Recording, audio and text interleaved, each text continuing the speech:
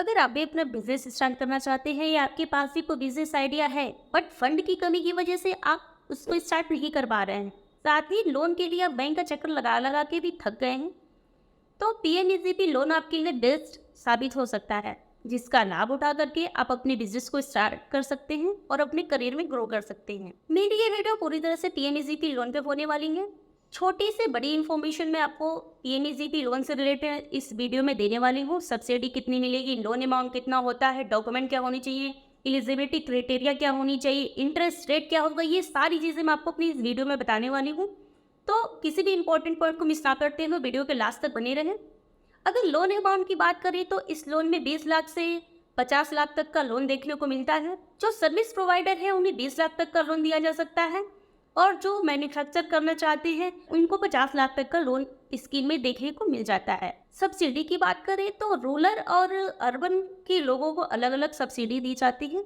Rural area के लोगों को 35% सब्सिडी मिलती है और अर्बन एरिया के लोगों को 25% सब्सिडी इस लोन में देखने को मिलती है। अगर अदर लोन के हिसाब से हम इंटरेस्ट रेट का कंपेयर करें तो इस लोन में आपको इंटरेस्ट रेट काफी कम देखने को मिलता है। बेसिकली तो 10 से 11% इंटरेस्ट रेट बताया गया है, लेकिन ये अलग अलग बैंकों के हिसाब से कम या ज्यादा देखने को मिल जाता है। अब बात कर ले एलिजिबिलिटी क्राइटेरिया की, या ये लोन किस किस को मिल सकता है, तो सबसे पहले नंबर पे आता है कि आपकी जो एज है वो 18 वर्ष से कम नहीं होनी चाहिए। दूसरे नंबर पे आता है कि आपकी जो एजुकेशन हो वो कम से कम क्लास 8 तक होनी चाहिए। पहले से आप किसी भी और गवर्नमेंट स्कीम का लाभ उठा रहे हैं तो आप इस लोन के लिए एलिजिबल नहीं होंगे। अगर इनकम क्राइटेरिया की बात करें तो इसमें इनकम की कोई भी लिमिट नहीं, आपकी इनकम कितनी भी हो सकती है और सबसे मेन आपका वैलिड आधार भी होना चाहिए। अब बात कर लेते हैं कि इस लोन को अप्लाई करने के लिए क्या क्या डॉक्यूमेंट लगते हैं, क्या क्या डॉक्यूमेंट आपको देने पड़ते हैं। तो सबसे पहले नंबर पे आता है आपका बिजनेस प्रोजेक्ट रिपोर्ट,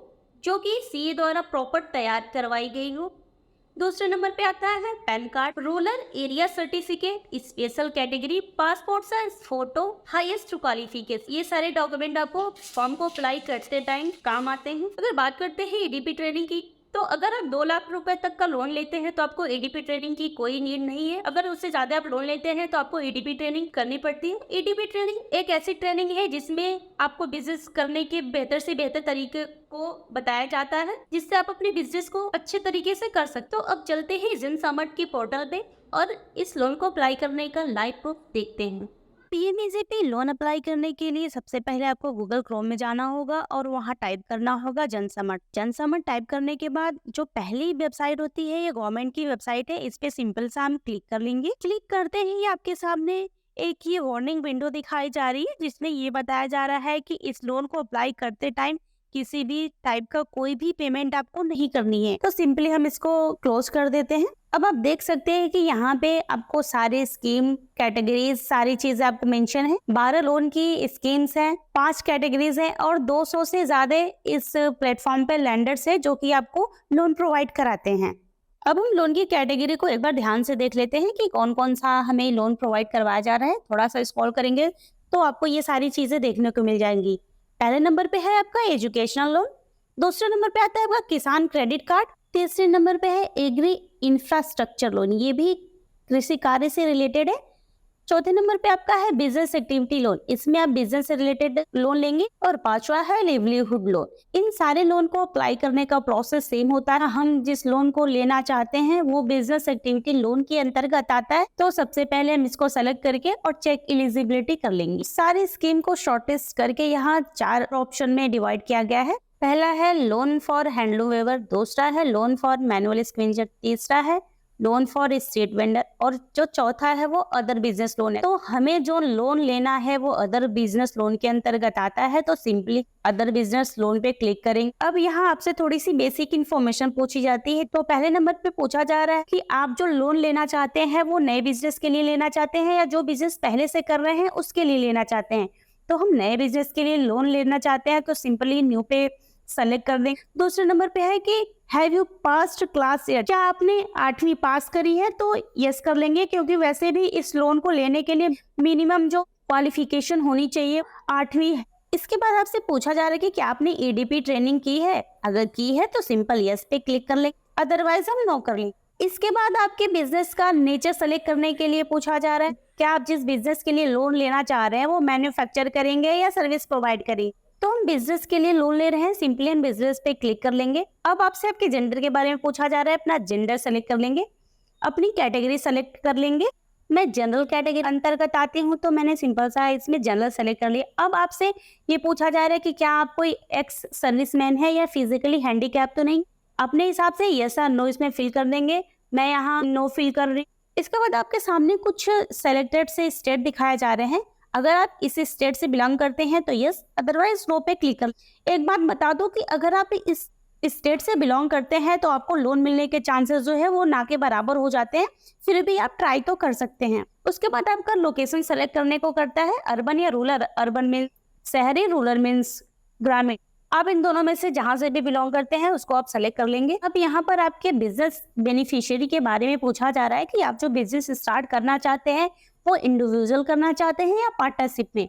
अगर आप पार्टनरशिप में करना चाहते हैं तो नॉन इंडिविजुअल पे सेलेक्ट करेंगे, और आप अगर सेल्फ करना चाहते हैं तो इंडिविजुअल पे सेलेक्ट कर ले। अब सबसे मेन जो पार्ट है यहाँ पे आप प्रोजेक्ट एस्टिमेट कॉस्ट की आती है। मान लिया जो मेरे बिजनेस का एस्टिमेट कॉस्ट है तो टोटल 6 लाख रुपए की है, तो 6 लाख रुपए मैं यहाँ इंटर कर देती हूँ, बट मेरे पास कितना है वो भी यहाँ डालूंगी। तो मान लीजिए कि मुझे पूरे बिजनेस को स्टार्ट करने के लिए 6 लाख रुपए की जरूरत पड़ती है। यहाँ मैंने 6 लाख रुपए इंटर कर दिया। अब इस बिजनेस के लिए मेरे खुद के पास जो है वो 2 लाख रुपए है, तो मैं यहाँ 2 लाख रुपए इंटर कर देती हूँ। अब इसको कैलकुलेट करके 4 लाख रुपए हो गया, मतलब कि मुझे इस बिजनेस के लिए 4 लाख रुपए की और जरूरत है। टोटल 6 लाख रुपए की थी, जिसमें से 2 लाख रुपए मैं अपने पास इसमें इन्वेस्ट कर रही हूँ, और मुझे लोन अमाउंट जो है वो 4 लाख रुपए की नीड है। तो यहाँ सिंपली हम कैलकुलेट एलिजिबिलिटी कर देंगे। अब आपको एक नोटिफिकेशन के द्वारा दिखाया जा रहा है यहाँ पे कि congratulation, you are eligible for 2 business activity loan.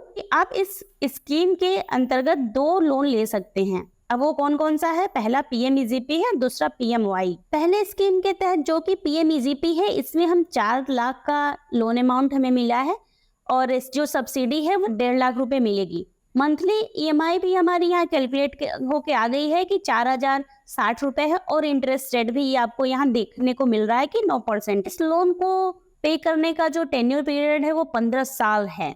थोड़ा सा नीचे स्क्रॉल करके हम दूसरी स्कीम देख लेते हैं जो प्रधानमंत्री मुद्रा योजना है, PMMY। इसमें जो एलिजिबल लोन अमाउंट है वो 4 लाख रुपए है। मंथली EMI जो है वो 8,500 रुपए, इंटरेस्ट रेट इसका 10% है, और लोन का टेन्योर पीरियड जो है वो 5 साल है। इन दोनों स्कीम में अगर इंटरेस्ट रेट की बात करें तो PMEGP में ही आपको इंटरेस्ट रेट कम देखने को मिल रहा है।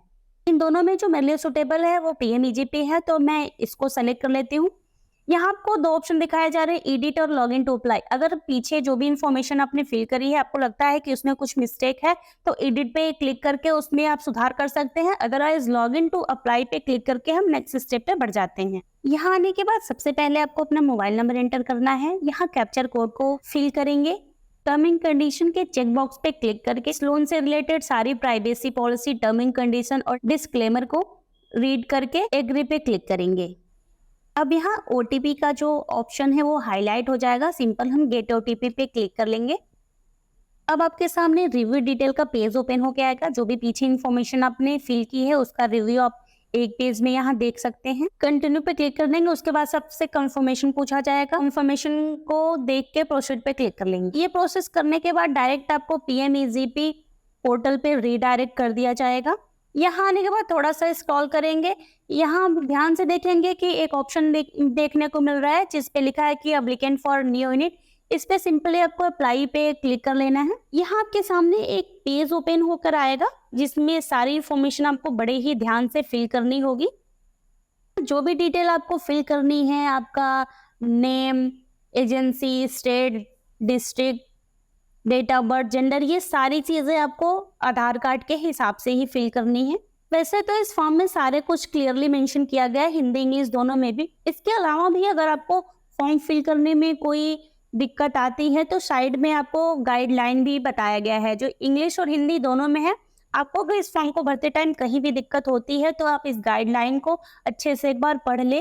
मेरा आपके लिए एक छोटा सा सजेशन है कि आप जो भी डिटेल फिल करें वो एक बार गाइडलाइन को ध्यान में रखते हुए फिल करें।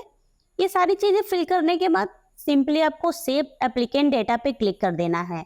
जो भी डिटेल आपने फिल करी है यहाँ पे, वो नेक्स्ट स्टेप में आपको डॉक्यूमेंट को अपलोड करने का ऑप्शन आएगा। सारी चीजें, सारे डॉक्यूमेंट को आपको वहाँ अपलोड करना है। अभी आपका काम यहाँ खत्म नहीं हुआ है। सेव एप्लीकेंट डेटा करने के बाद आपके रजिस्टर मोबाइल नंबर पे एक एप्लीकेंट आईडी और पासवर्ड जाएगा, जिसको आपको बहुत ही ज़्यादा संभाल के रखना है, या तो आप चाहे तो उसका प्रिंट आउट निकाल सकते हैं।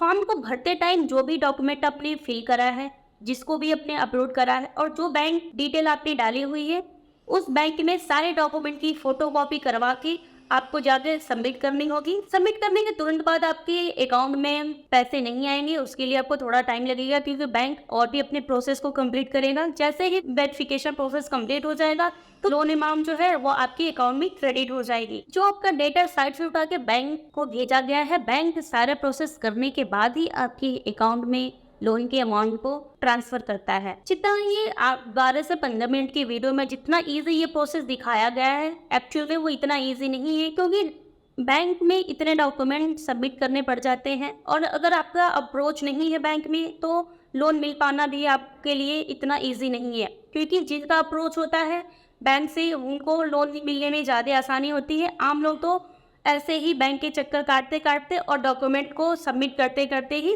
थक जाते हैं और लास्ट में हार मान लेते हैं। बट जिसे भी ये लोन मिला है, वो इस लोन का लाभ उठा करके अपने बिजनेस को स्टार्ट करा है और अपने करियर में ग्रो कर रहा है। मेरे द्वारा वीडियो में दी गई इन्फॉर्मेशन अगर आपको सही लगी तो चैनल को सब्सक्राइब और वीडियो को लाइक करें, और अगर कहीं आपको गलती दिखती है तो प्लीज़ मुझे कमेंट में बताएं, ताकि मैं इन फ्यूचर उसमें इम्प्रूव ला सकूं।